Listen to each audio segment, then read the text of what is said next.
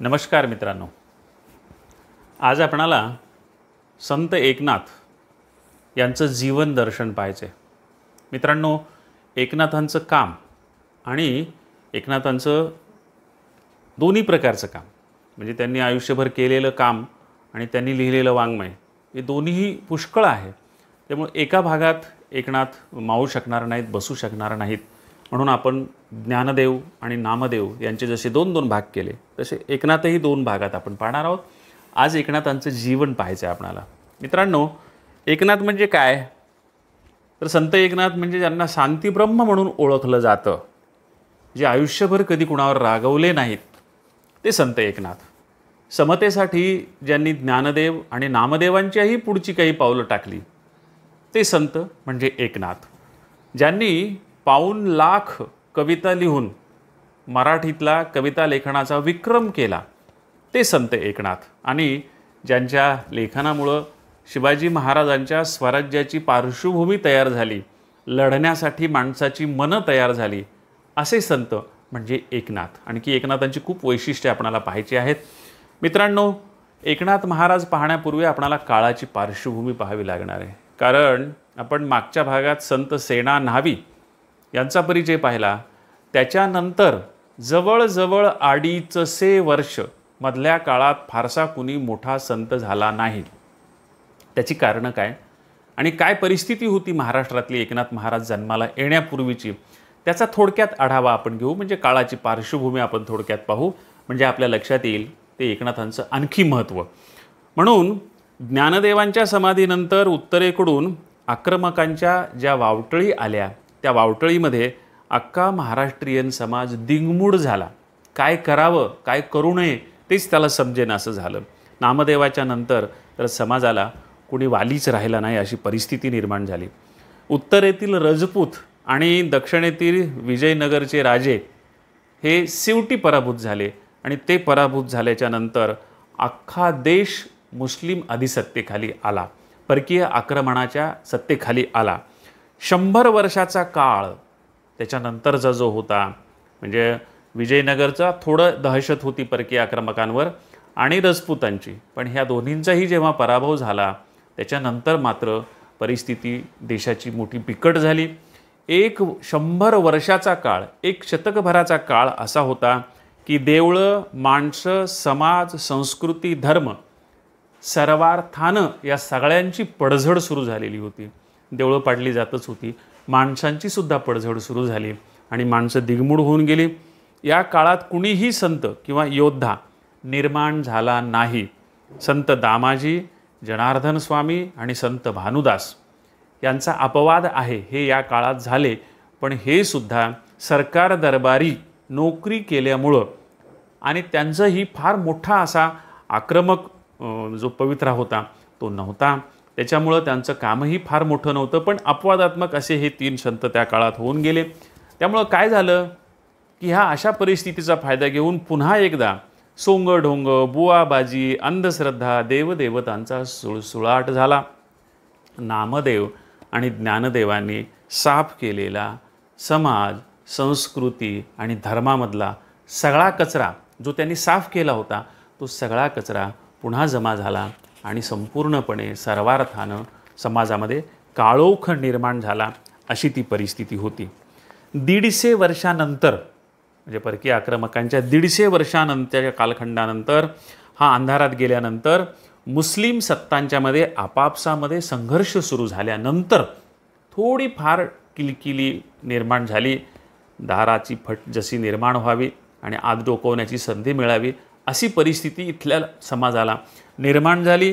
कारण मुस्लिमांच्यामध्ये भारतीय आणि परदेशी मुस्लिम, उत्तर भारतातले आणि दक्षिण भारतातले मुस्लिम, आदिलशाही आणि निजामशाही असे आपापसात त्यांचे जेव्हा संघर्ष निर्माण झाले, तेव्हा कुठे इथल्या समाजाला थोडंसं डोकं वर काढण्याची संधी मिळाली.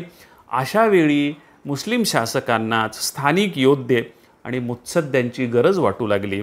तेव्हा कुठं ब्राह्मणांना दरबारामध्ये आणि क्षत्रियाला मैदानामध्ये संधी मिळाली, पराक्रम दाखवण्याची संधी मिळाली.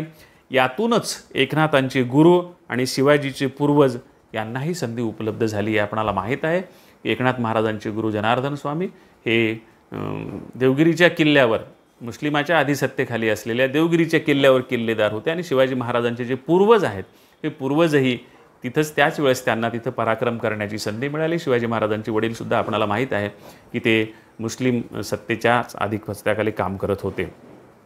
या काळामध्ये जेव्हा संधी मिळाली ब्राह्मण आणि क्षत्रिय या दोन वर्णांना, थोडेफार दलित धर्मांतरित होऊन त्यांनाही संधी मिळालेली होती.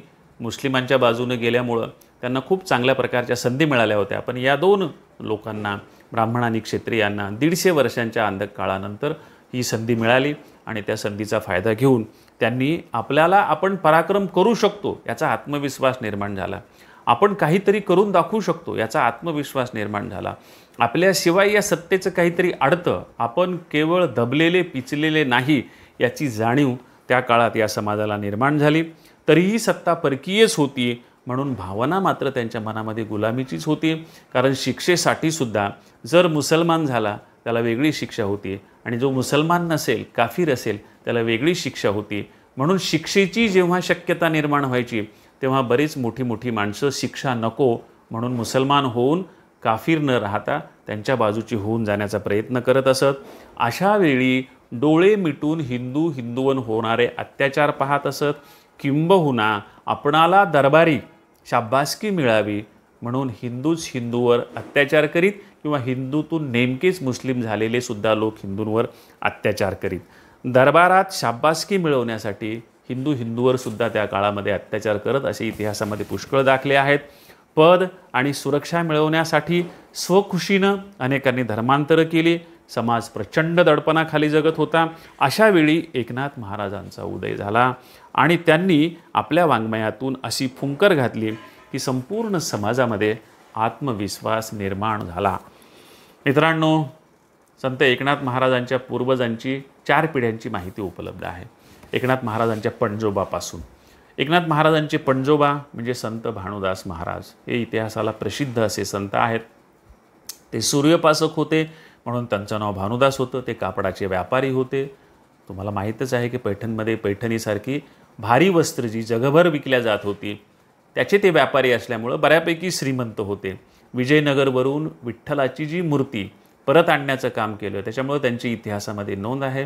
कारण जेव्हा इकडून उत्तरेकडून ही वादळं आली परकीय आक्रमकांची तेव्हा पंढरपूरही असुरक्षित वाटल्यामुळं विजयनगरच्या राजानं मूर्ती विजयनगरला नेलेली होती.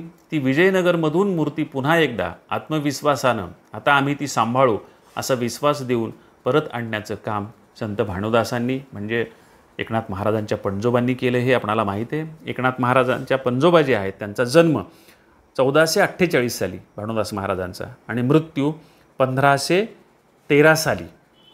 40 त्याच्यानंतर 40 वर्षांनी एकनाथ महाराज जन्माला आले. त्यांचे उपलब्ध अभंग पण आहेत भानुदास महाराजांचे. 94 फक्त उपलब्ध अभंग आहेत. ते जास्तसुद्धा असण्याची शक्यता नाकारता येत नाही. जी आपण संत सावतामाळी यांच्या भागामध्ये कुर्मदासांची कथा ऐकली ती संपूर्ण कथा सांगण्याचं काम भानुदास महाराजांनी त्यांच्या अभंगातून केले हे आपणाला माहीत आहे. त्यांची जी काव्य आहे त्या काव्यामध्ये नाम महात्म्य, पंढरी महात्म्य, संत महात्म्य, बाळक्रीडा, गवळणी, भारुडं आणि कथाकाव्य म्हणजे एकनाथ महाराजांच्या साहित्यात पुढं आपणाला जे जे सगळं पाहायला मिळतं ते सगळं त्याच्या सगळ्या पूर्वखुणा आपणाला ह्या भानुदास महाराजांच्या साहित्यामध्ये पाहायला मिळतात. गवळणीसुद्धा लिहिण्याचं काम भानुदास महाराजांनी केलेलं आहे. वृंदावनी वेणू कवणाचा माये वाजत आहे ही जी प्रसिद्ध गवळण आहे जी आपणाला बऱ्याचदा एकनाथ महाराजांचीच वाटण्याची शक्यता आहे ती गवळण संत भानुदास महाराजांची आहे आणि ते अतिशय प्रसिद्ध अशी गवळण आहे हे आपणाला माहीत आहे. असे हे एकनाथ महाराजांचे पणजोबा. त्यांच्या परंपरेमध्ये त्यांच्या वंशामध्ये एकनाथ महाराजांचा जन्म झाला.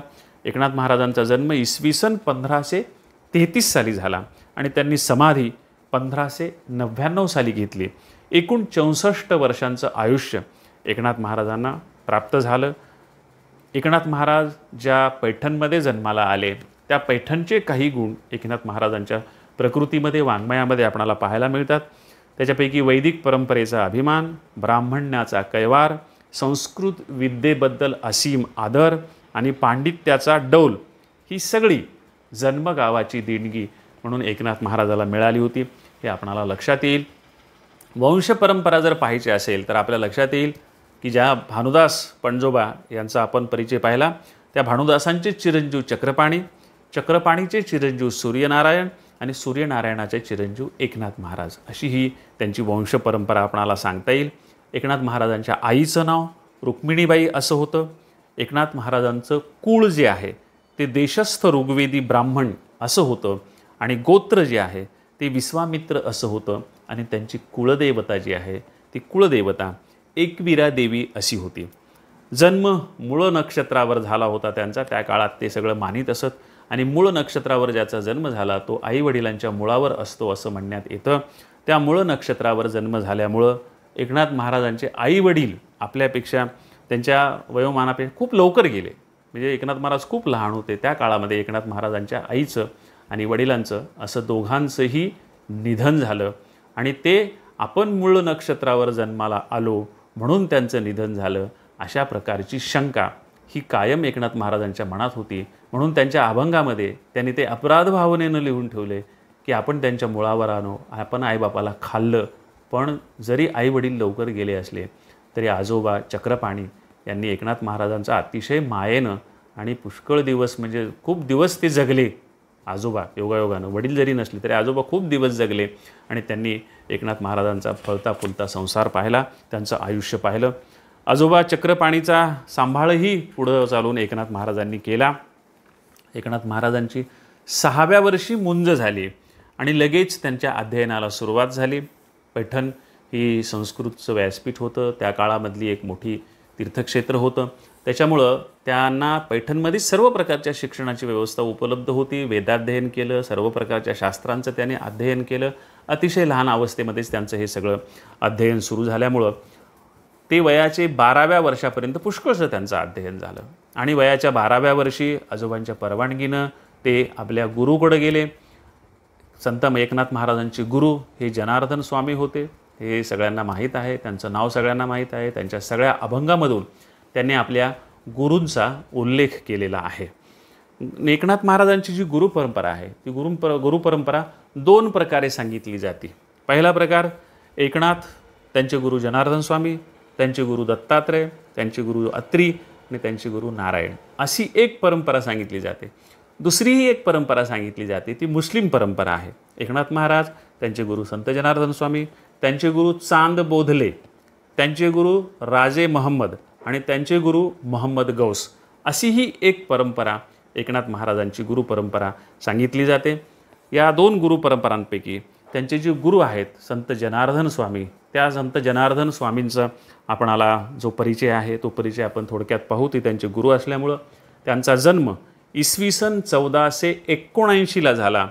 चाळीसगाव हे त्यांचं मूळचं गाव, औरंगाबादच्या जवळच असलेलं. देवगिरीच्या किल्ल्याचे ते किल्लेदार होते, हे मी तुम्हाला आधी सांगितलेलं आहे. ते प्रखर दत्तभक्त होते.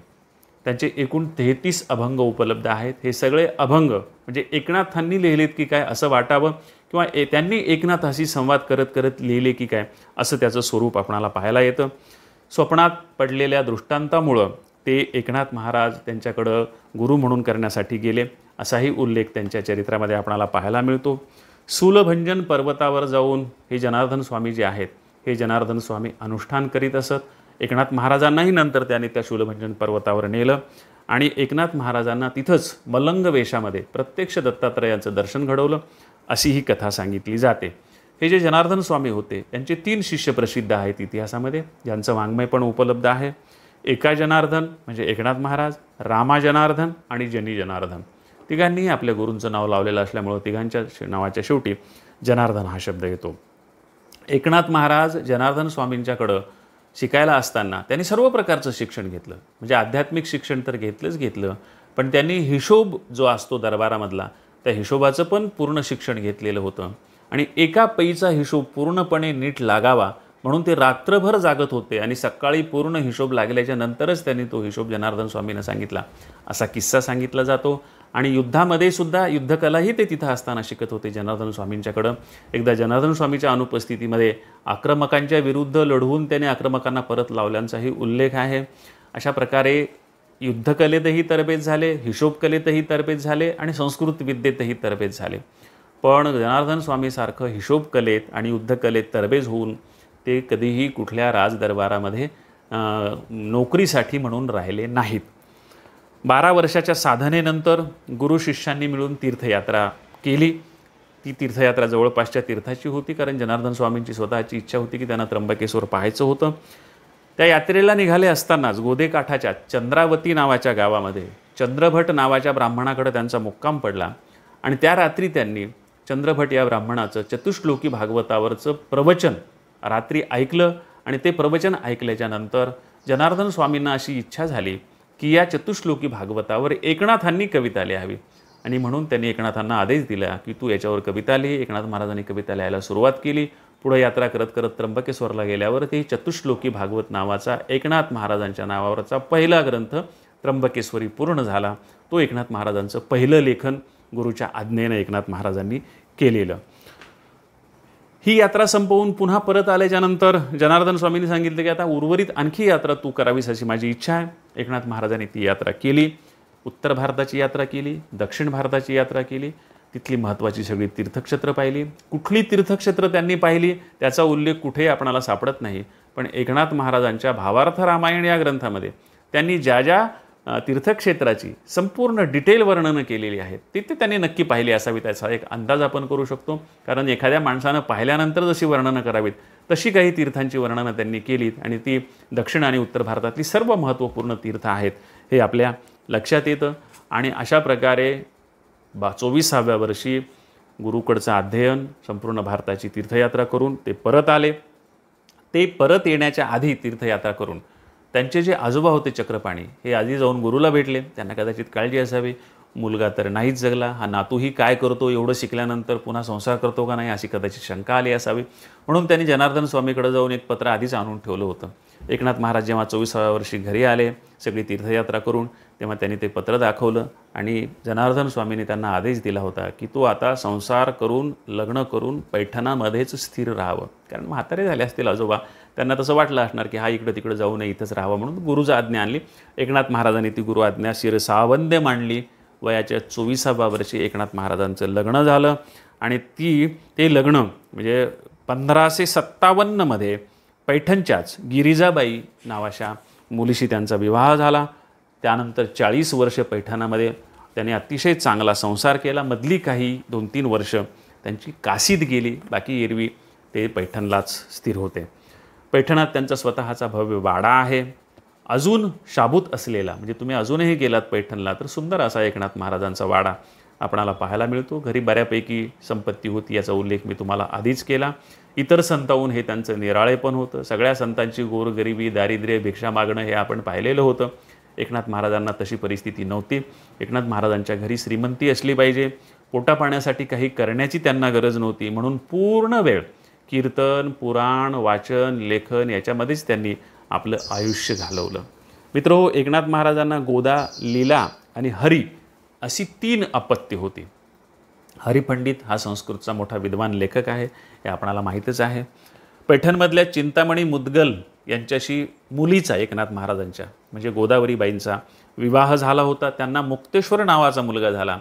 तो मराठीतला महाभारतावर महाकाव्य लिहिणारा मोठा कवी होता, हे आपणाला माहीत आहे. मुक्तेश्वर मराठीतले फार मोठे कवी आहेत. तो एकनाथ महाराजांचा नातू. एकनाथ महाराजांच्या आधीच्या पिढ्यांमध्ये भानुदासांमध्ये लेखनगुण होता. एकनाथ महाराजांच्या नंतरच्या पिढ्यांमध्ये म्हणजे नातवामध्ये आणि पणतूमध्ये सुद्धा त्यांच्या लेखनगुण आला. कारण दुसरी जी मुलगी होती गंगा नावाची, जिला लीला म्हणत असत, ती गदग जवळच्या डंबल या गावी दिलेली होती. आणि गीता चंद्रिका लिहिणारा शिवराम कल्याणीकर हा मराठीतला जो प्रसिद्ध कवी आहे तो तिचा नातू म्हणजे एकनाथ महाराजांचा पणतू. म्हणजे इकडं पणजोबाही कवी होते, इकडं पणतू देखील कवी होता.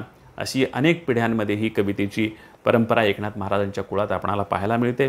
नाथांनी भागवतावर टीका लिहिली म्हणून हरिपंडित रागवून रुसून काशीला गेलेले होते. म्हणजे एकनाथ महाराजांनी भागवतावर टीका लिहायला सुरुवात केली. कारण भागवतावर टीका त्यांनी का लिहिली तर त्यांना ज्ञानेश्वरीच आणखी विवरण करून सांगायचं होतं. कारण ज्ञानेश्वरी लोकांना आता कळेनाशी झालेली होती, ती विवरण करून आणखी विस्तृतपणे सांगण्यासाठी त्यांनी एकादश स्कंद ह्या भागवताच्या अध्यायाची निवड केली आणि त्याच्यावर मराठीमध्ये भाष्य लिहायला सुरुवात केलं. त्याच्यावर भाष्य लिहायला सुरुवात केल्याच्यानंतर हरिपंडित हा त्यांचा जो मुलगा होता तो एकनाथ महाराजावर तसा नाराज होता. एरवी कुठली मुलं बापावर नाराज असतात. एकनाथ महाराजाच्या संसारामध्ये त्यांना कुणीही असं सापडलं नाही. हा एकमेव मुलगा होता जो त्यांच्या विरोधामध्ये गेलेला आपल्याला पाहायला मिळतो. तो त्यांच्यासाठी अनेक गोष्टीवर त्यांच्या एका अर्थानं तो जलशीच होता, जलशीचा प्रकार होता. एकनाथ महाराजांची लोकप्रियता, एकनाथ महाराजांचं प्रवचन हे सगळं पाहून आणि हे काय मराठीत चालवलं आहे तुमचं, हे काय तुम्ही लोकप्रियतेसाठी करता असं म्हणून तो विद्वान होता यात शंका नाही, पण तो मराठी भाषेचा द्वेष्टा होता. त्याच्यामुळं तो रुसून निघून गेला आणि तो गेल्याच्या नंतर मग एकनाथ महाराजांनी आयुष्यभर कोणाला कधीच वाईट बोलले नाही किंवा कोणाच्या विरोधात संघर्षाचा पावित्रा घेतला नाही एकनाथ महाराजांनी. एकनाथ महाराज सरळ सरळ जेवढे 5-6 अध्याय लिहून झाले होते ते घेऊन हरिपंडिताच्या पाठीमागं काशीला गेले. तिथल्या लोकांच्या समोर त्यांनी ते सादर केले. मराठी भाषेमध्ये लिहू नका असं त्यांचं म्हणणं नव्हतं, पण हे लिहिण्याची योग्यता तुमच्यामध्ये आहे का अशी कदाचित त्यांना शंका आली असावी, असं विनोबांनी लिहिलेले, विनोबा भावे यांनी लिहून ठेवलेलं आहे. आणि जेव्हा ते 4-5 लिहिलेले अध्याय पाहिले तेव्हा त्यांनी सांगितलं की हरकत नाही, तुम्ही हे लिहू शकता. आणि मग त्यांनी तिथंच राहून 3 वर्षात भागवत पूर्ण केलं आणि त्या भागवताची मग तिथल्या लोकांनी मिरवणूक काढली. ही मिरवणूक काढल्याच्यानंतर हरिपंडित जे विपरीत झाले होते ते पुन्हा एकनाथ महाराजांच्याकडं त्यांच्या मनाची भावना झाली आणि ते एकनाथ महाराज आपल्या मुलाला घेऊन परत पुन्हा इकडं आले. आपणाला लक्षात येईल मित्रांनो, जेव्हा काशीमध्ये होते एकनाथ महाराज त्याच काळात तुलसीदास हिंदीतले प्रसिद्ध संत ते पण काशीमध्ये होते आणि त्यांचं तेव्हा तुलसी रामायण जे प्रसिद्ध झालं पुढं ते लिहून झालेलं होतं. दोघांच्या भेटी नक्की झाल्या असणार, दोघांची चर्चा नक्की झाली असणार. काशीहून परत आल्याच्यानंतर आपल्या लक्षात येईल की एकनाथ महाराजांनी मराठीमध्ये भावार्थ रामायण लिहिलेलं आहे. नाथांचा संसार हा संपूर्ण 40 वर्षांचा आहे. आजी आजोबांना नाथांची सर्व सुखं पाहून समाधानानं त्यांचा शेवट झालेला आपणाला पाहायला मिळतो. मित्रांनो, संसारामध्ये नाथांना पत्नीची खूपच साथ मिळाली. आपण पाहतो की अनेक संतांना पत्नीची साथ नव्हती, किंबहुना अशा प्रकारची साथ नव्हती आणि तुकोबाला तर ती विपरीतच साथ होती आपणाला माहीत आहे. पण एकनाथ महाराज त्यालासुद्धा अपवाद आहेत. एकनाथ महाराज श्रीमंतीला अपवाद. एकनाथ महाराजांचं आणखी एक वैशिष्ट्य की एकनाथ महाराज हे पूर्ण ब्राह्मण असलेले एकटे संत आहेत त्या काळातले. आधीचे सगळे संत बहुजन समाजामधले होते. ज्ञानेश्वर महाराजांनी त्यांची भावंड यांना मुंज करण्याची संधी न मिळाल्यामुळं त्यांना ब्राह्मण समजलं जात नव्हतं, त्यांनाही वाळीत टाकलेलं होतं. पण असलं कुठलंही काही नसतानासुद्धा संपूर्णपणे पूर्ण ब्राह्मणत्व असताना सगळा पाठिंबा असतानासुद्धा बहुजनांच्या बाजूनं भूमिका घेणारा असा हा संत आहे आपल्या लक्षात येईल. मित्रांनो, खूप खूप साथ गोदावरी बाई आपल्या संत एकनाथ महाराजांच्या पत्नीनं त्यांना दिली हे आपणाला पाहायला मिळतं. एकनाथ महाराजांनी नकळतपणे आपल्या बायकोविषयी लिहून ठेवलेलं आहे, नकळतपणे लिहून ठेवलेलं आहे, ते काही जाणून बुजून लिहिलेलं नाही. त्यांनी असं म्हटलेलं आहे की संता वाचून या नाम नये हाता, संता वाचून या नाम नये हाता, साधने साधिता कोटी जाणा. तुम्ही कोटी साधनांची साधना केली तरी संतांशिवाय नाम तुमच्या हाताला येणार नाही. कसं तर ते सांगताना त्यांनी बायकोचं कौतुक केलं. जैसे कांते विण करणे संसार, साधन विचार व्यर्थ ठेला. बायकोशिवाय तुम्ही कितीही चांगला संसार करू म्हटलं तर करू शकत नाही. म्हणून त्या एका अर्थानं लिहून ठेवल्या आणि त्या होत्याच चांगल्या.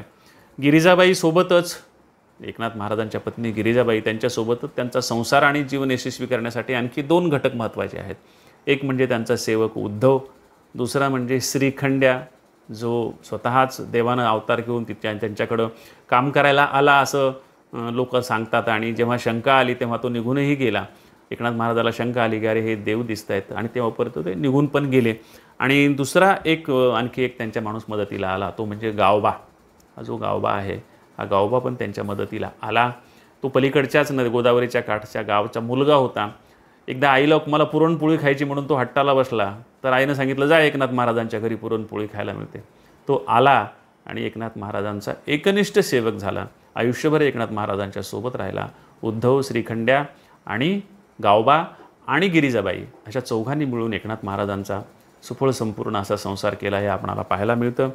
एवढंच नाही तर गावबानं भागवचे तुलसी रामायणाचे जे राहिलेले अध्याय होते 44 अध्यायापर्यंत एकनाथ महाराजांनी तुलसी रामायण लिहिलं आणि उर्वरित अध्याय हे आपल्याला माहीत आहे की गावबानं लिहिलेले आहेत. त्यांनी तसा आदेश दिलेला होता. हरिपंडित विद्वान असूनही लोकप्रिय नसल्यामुळं त्यांना तशी असूया होती. सहस्रभोजनाचा एक उल्लेख, सहस्रभोजनाची एक कथा सांगितली जाते की एका बाई होत्या, गरीब होत्या, त्यांना सहस्र ब्राह्मणांना जेवू घालायचं होतं. पण त्या म्हणाले की आता माझी तेवढी लायकी नाही, नाथ तुम्ही माझ्याकडे जेवायला याल का. नाथ त्यांच्याकडे जेवायला गेले. हरिपंडित त्यांच्यासोबत गेले आणि जेवणं झाल्याच्या नंतर नाथांनी पात्र उचलायला सांगितलं, तुझं पात्र उचललं, माझं पण पात्र उचलून टाक असं म्हणाले. पण जेव्हा हरिपंडित पात्र उचलायला सुरुवात केली तेव्हा एकाखाली एक, एकाखाली एक, एकाखाली एक अशी 1000 पात्र निघाली असं सांगितलं जातं. म्हणजे एका अर्थानं नामदेवांना जीव घातलं, एकनाथ महाराजांना जीव घातलं म्हणजे 1000 ब्राह्मण जीव घातल्याचं पुण्य त्या बाईला मिळालं. हे हरिपंडितांच्या लक्षात येण्यासाठी कदाचित ही योजना केलेली असावी असं दिसतं. नाथांनी आयुष्यामध्ये टोकाची भूमिका कधीच घेतली नाही हे मी तुम्हाला आधीही सांगितलं. त्यांनी सतत सगळीकडे सामोपचाराची भूमिका घेतलेली आहे. नाथांची आणखी 2 आयुष्यातली महत्त्वाची कामं आहेत. ती कामं म्हणजे ज्ञानदेवांच्या समाधीचा शोध. ज्ञानदेवांनी समाधी घेतल्यानंतरच्या 300 वर्षाचा काळामध्ये लोटला होता. समाधी पूर्णपणे कुठं आहे हे माहीत नसावे एवढं जंगल तिथं वाढलं होतं. कारण मधल्या काळामध्ये समाजाला स्वतःचंच भान नव्हतं, तेव्हा समाधीचं भान ठेवण्याचा प्रश्नच नव्हता. तेव्हा स्वतः ज्ञानदेवांनी एकनाथांना स्वप्नात येऊन सांगितलं की बाबा माझ्या गळ्याला मुळीचा अजान वृक्षाच्या बेढा पडलेला आहे, तो सोडून घे. तो अभंग असा आहे एकनाथ महाराजांचा की श्री ज्ञानदेवे येऊनी स्वप्नात सांगितली मात मज लागी.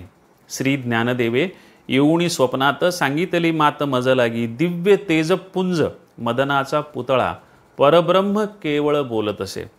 अजानाची मुळी कंठासी लागली. अजानाची मुळी कंठासी लागली. येऊनी आळंदी काढी वेगी. एका जनार्दनी पूर्ण पुण्य फळले. एका जनार्दनी पूर्ण पुण्य फळले. श्री गुरु भेटले ज्ञानेश्वर. मित्रांनो, ज्ञानदेव हे एकनाथ महाराजांचे सर्वार्थानं आदर्श होते. ज्ञानेश्वरांचा आदर्श समोर ठेवूनच त्यांनी आयुष्य आणि ग्रंथ यांची निर्मिती केली हे आपल्या लक्षात येईल. शंकराचार्य हे देखील त्यांचे आदर्श होते. ज्ञानेश्वरीचं शुद्धीकरण हे त्यांचं दुसरं काम. म्हणजे तिथं जाऊन एकनाथ महाराजांच्या समाधीचा शोध घेऊन, समाधी उकळून, त्याच्यामधली मुळी काढून, पुन्हा समाधी लिंपून, पुन्हा तिथं व्यवस्थितपैकी पूजा अर्चेचं काम सुरू करून पुन्हा पहिली वहिवाट सुरू करण्याचं काम एकनाथ महाराजांच्याकडे जसं येतं तसंच एकनाथ महाराजांनी ज्ञानेश्वरी शुद्धीकरणाचं सुद्धा काम केलेलं होतं. 300 वर्षामध्ये ज्ञानेश्वरीमध्ये लोकांनी एवढा कचरा टाकून ठेवलेला होता की ज्ञानेश्वरांच्या या ज्ञानेश्वरीमधला कचरा काढताना एकनाथ महाराज स्वतः नाकीनऊ आले. त्यांनी अनेक पोथ्या जमा केल्या आणि त्याच्यातून एकनाथ महाराजांनी ज्ञानेश्वरांची ओवी कुठली असेल याचं शास्त्रशुद्ध पद्धतीनं निवड करून ज्ञानेश्वरीची एक अधिकृत अशी शुद्ध प्रत पहिल्यांदा तयार केली. आणि ती प्रत तयार करताना ते बिचारे इतके नाकीनऊ आले की आयुष्यात कधीच न रागावलेले एकनाथ महाराज आयुष्यात एकदाच रागावले. विनोबा भावेंनी असं म्हटलेलं आहे की त्यांनी एकदाच अपशब्द लिहिलेला आहे आणि तो अपशब्द ज्ञानेश्वरीमध्ये कचरा टाकणाऱ्या लोकांविषयी लिहिलेला आहे आणि नंतरच्या लोकांनी कचरा टाकू नये म्हणून धमकी देण्यासाठी लिहिलेला आहे. एक ओवी त्यांनी लिहून ठेवली की ज्ञानदेवांच्या पाठी जो ओवी लिहिल मराठी तेने अमृताचे ताटी जान नरोटी ठेविली. अशा प्रकारची धमकी देऊन त्यांनी शेवटची ओवी लिहून जणू काही कुलूप लावून ज्ञानेश्वरी बंद केली की आता ह्याच्यात तुम्हाला कचरा टाकता येणार नाही. ज्ञानेश्वरांनी ज्ञानदेवांच्या समाधीचं जे काम केलं ते 1583 साली आणि ज्ञानेश्वरीच्या शुद्धीकरणाचं जे काम केलं ते 1584 साली, एका वर्षानंतर. म्हणजे दोनही अर्थानं ज्ञानदेवांवरची समाधीवरची काजळी आणि ज्ञानेश्वरीवरची काजळी साफसूफ करण्याचं अत्यंत महत्त्वाचं ऐतिहासिक अशा स्वरूपाचं काम एकनाथ महाराजांनी केलं हे आपल्या लक्षात येईल. काशीहून परत आल्यानंतर त्यांनी रामायणाचं लेखन सुरू केलं. 44 अध्याय लिहिले आणि पुढचे गावोबानं लिहिले हेही मी तुम्हाला सांगितलं. गावोबा पुरणपोळीच्या लालसेनं आला आणि तो एकनिष्ठ झाला हेही मी तुम्हाला सांगितलं. नाथांची सामाजिक भूमिका ही अत्यंतिक मानवतावादी होती हे देखील विनोबा भावे यांनी सांगितलेलं आहे की आजच्या सामाजिकतेचे निकष त्यांना लावू नका. एकनाथ महाराजांनी समाजसेवा करायची म्हणून ह्या कृती केलेल्या नाहीत, तर आत्यंतिक मानवतेच्या भावनेतून या कृती केलेल्या आहेत आणि आत्यंतिक मानवता ही सामाजिकतेच्याही पलीकडची असते असं विनोबा भावेंचं म्हणणं आहे. एकनाथ महाराजांच्या आयुष्यामधल्या चमत्कार समजल्या जाणार आहे पण प्रत्यक्षात चमत्कार नसलेल्या. चमत्कार कसा? त्या काळातल्या सामाजिक स्थितीत एकनाथ महाराजांनी असं वागावं हाच सगळ्यात मोठा चमत्कार होता. इतर संतांच्या आयुष्यात जसे चमत्कार होते, कोणाला तरी मेलेला माणूस उठून जिवंत केला वगैरे असे जे सांगितले जातात तसे चमत्कार एकनाथ महाराजांच्या आयुष्यात आपल्याला पाहायला मिळत नाहीत. हे ज्या गोष्टी केल्या त्याच चमत्कार समजले जातात. गाढवाला गंगाजल पाजलं, तुम्हाला सगळ्यांना माहीत असलेली ही कथा आहे की गंगाजल काशीचं घेऊन येऊन रामेश्वरला चाललेले एकनाथ महाराज रस्त्यामध्ये जेव्हा गाढव तडफडताना त्यांना दिसलं तेव्हा त्या गाढवाला त्याने गंगाजल पाजलं. अंत्यजाचं पोर जे वाळवंटामध्ये पाय पोळत असताना होतं, त्या उभं होतं, त्याला रडताना उचलून घेऊन त्याचं नाक तोंड पुसून त्याच्या आईपर्यंत नेऊन पोचवण्याचं काम एकनाथ महाराजांनी केलं. एका मुसलमान माणसानं 100 वेळा त्यांच्या अंगावर थुकलं तर 100 वेळा त्यांनी जाऊन गंगेत आंघोळ केली आणि पुन्हा तशाच पद्धतीनं कुणालाही काही न म्हणतात ते आले. त्याच्यावरून त्यांना शांती ब्रह्म. आयुष्यात ते कधी रागवले नाहीत, एकदाच रागवली ते मी तुम्हाला सांगितलं, ते चांगल्या कारणासाठी रागवले हेही तुम्हाला सांगितलं. शांती ब्रह्म ही पदवी त्यांना मिळाली. एक कुटाळ ब्राह्मण होता, त्याचीही कथा खूप प्रसिद्ध आहे. तीसुद्धा कथा तुम्हाला माहीत आहे की तो ब्राह्मण सरळ जोडे घालून एकनाथ देवपूजेला बसले असताना त्यांच्या जवळ आला. नुसताच जवळ आला नाही, ते त्यांच्या मांडीवर बसला. मांडीवर बसल्यावर एकनाथ महाराजांनी पाठीवरून त्यांच्या हात फिरून त्यांना सांगितले की बसा, तुम्ही आता जेवून जा, जेवणाच्या वेळेला आलेले आहात. तर जेव्हा जेवण वाढायला लागले तेव्हा तो ब्राह्मण जो आहे तो त्यांच्या नाथाच्या बायकोच्या पाठीवर जाऊन बसला. आता त्याला वाटलं आता तरी नाथ चिडतील, त्यांना नाथाला चिडवायचं होतं ना. शांतीब्रह्म म्हणतो, हा किती शांतीब्रह्म आहे ते पाहायचं होतं. पाठकुळी बसल्यावर असं तरी एकनाथ महाराज चिडले नाहीत. सांभाळ बरं, तो पडेल असं ते म्हणाले आपल्या बायकोला. आणि गोदावरी त्यांच्या ज्या बायको होत्या गिरिजाबाई, त्या गिरिजाबाई पण असं म्हणाल्या की नाही, मला आपल्या हरिपंडिताला पाठीवर घेऊन काम करायची सवय आहे, तुम्ही काही काळजी करू नका, मी त्याला पडू देणार नाही. अशी पण कथा सांगितली जाते. श्राद्धाचं जेवण तयार होतं, पण ब्राह्मण येण्याच्या आधी घराजवळून दलित जात होते आणि त्या स्वयंपाकाच्या वासानं त्यांच्यामध्ये चर्चा होत चालली होती की स्वयंपाक किती सुंदर आहे ना, असं आपणाला कधी खायला मिळेल. एकनाथ महाराजांनी त्यांना बोलवलं आणि ब्राह्मणाच्या आधी खाऊ घातलं. आणि पुढं जर निर्माण झालेले प्रसंग तुम्हाला माहीत आहेत. स्वतः राणू महाराजच्या घरी त्याच्या लेकीच्या आग्रहाखातर जेवायला गेले, हीही कथा तुम्हा सगळ्याला माहीत आहे. अशा सगळ्या ज्या गोष्टी आहेत ह्या सगळ्या गोष्टी विनोबा भावे यांचं म्हणणं आहे की ह्या आत्यंतिक मानवतावादाच्या गोष्टी आहेत आणि त्याच्यातून एकनाथ महाराजांनी हे सगळं केलेलं आहे. मित्रांनो, कृतार्थ जीवन जगून फाल्गुन वद्य षष्टीला एकनाथ महाराजांनी जलसमाधी घेतली. त्याच दिवशी त्यांचे गुरु जनार्दन स्वामींचा जन्म, त्याच तिथीला गुरूंना दत्तदर्शन, त्याच तिथीला गुरूंनी एकनाथांना दत्तदर्शन घडवलं होतं. याच तिथीला जनार्दन स्वामीही समाधीस्थ झाले होते आणि त्याच तिथीला म्हणजे फाल्गुन वद्य षष्ठीला इसवी सन 1599 एकनाथ महाराजांनी समाधी घेतली. हे आपणाला माहीत आहे. तेव्हा त्यांचं वय वर्ष 64 होतं. नाथांनी स्वतः शेवटी कीर्तन केलं आणि लोकांना सांगून त्यांनी गोदावरीमध्ये जाऊन स्वतःचं विसर्जन केलं, जलसमाधी घेतली. आपल्याला माहीत आहे. शेवटच्या कीर्तनामध्ये एकनाथ महाराजांनी जो अभंग घेतला होता निरूपणासाठी स्वतःचाच, तो अभंग म्हणजे एकनाथ महाराजांनी जणू काय मी कशासाठी जन्माला आलो, माझं अवतार कार्य काय, हे सांगण्यासाठी तो अभंग घेतला होता. आणि त्या अभंगामध्ये त्यांनी फार चांगल्या पद्धतीनं सांगितलेलं आहे की धर्माची वात मोडे, अधर्माची शीग चढे, तै आम्हा येणे घडे संसार स्थिती. आपणाला माहीत आहे की श्रीकृष्णानं भगवद्गीतेत सांगितलं होतं की मी कधी जन्माला येतो. यदा यदा हि धर्मस्य ग्लानिर्भवती भारत अभ्युत्थानम अधर्मस्य तदात्मानं सृजाम्यहं परित्राणाय साधूनां विनाशाय च दुष्कृतां धर्मसंस्थापनार्थाय संभवामी युगे युगे. कदाचित तोच आदर्श एकनाथ महाराजांच्या डोळ्यासमोर असावा म्हणून त्यांनी सांगितलं की धर्माची वात मोडे, अधर्माची शीग चढे. जेव्हा धर्माची वात मोडली जाईल आणि अधर्माची शीग चढलेली असेल, तै आम्हा येणे घडे संसार स्थिती, तेव्हा आम्ही संसारामध्ये येऊ. हे खरं तर त्यांनी तिथल्यासाठी सांगितलं होतं, पण ते त्यांना स्वतःला पण लागू पडत होतं. आम्हा का संसारा येणे, हरिभक्ती नामस्मरणे, जड जीव उद्धरणे नामे करुणी. कशासाठी? तर हरिभक्ताच्या हरिनामानं हरिभक्तांचा उद्धार करण्यासाठी आम्ही जन्माला आलो. सर्व कर्म ब्रह्मस्थिती प्रतिपादाव्या वेदोक्ती, हेच एक निश्चिती करणे आम्हा. सर्व कर्म ब्रह्मस्थितीमध्ये राहून करणं आणि वेदाच्या उक्ती मराठीमध्ये प्रतिपादिनं ही एक निश्चिती करणे आम्हा. हे नक्की काम करण्यासाठी आम्ही जन्माला आलो.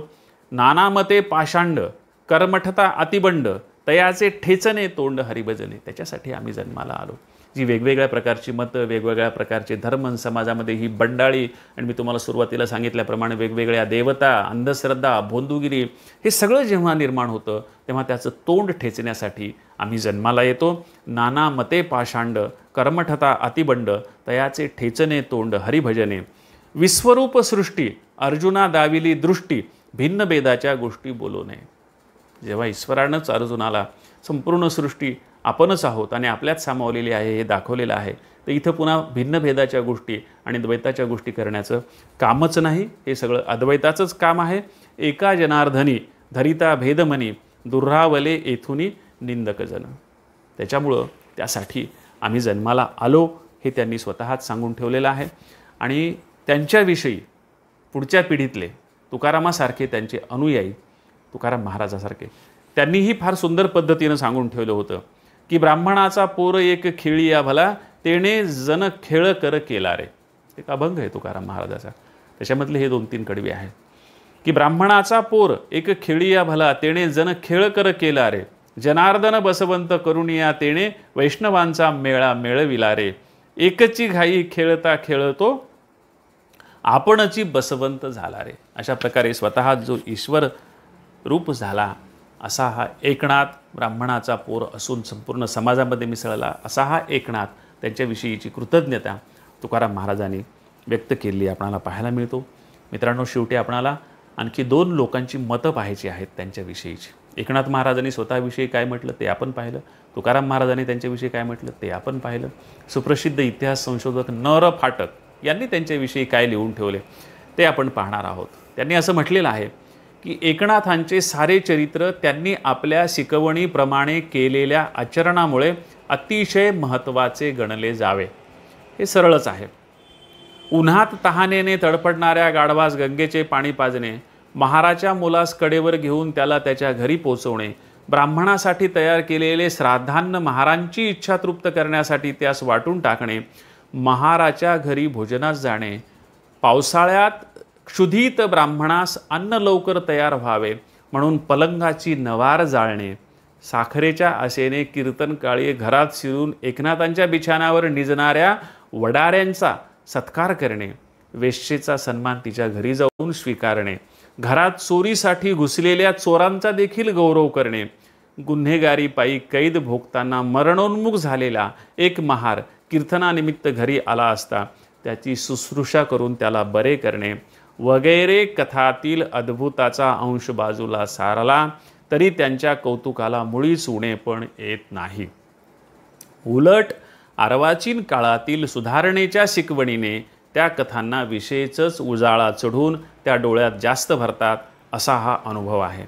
महाराष्ट्रातील संतांच्या चरित्रामध्ये एकनाथांच्या चरित्राचे वळण इतरत्र सापडत नाही.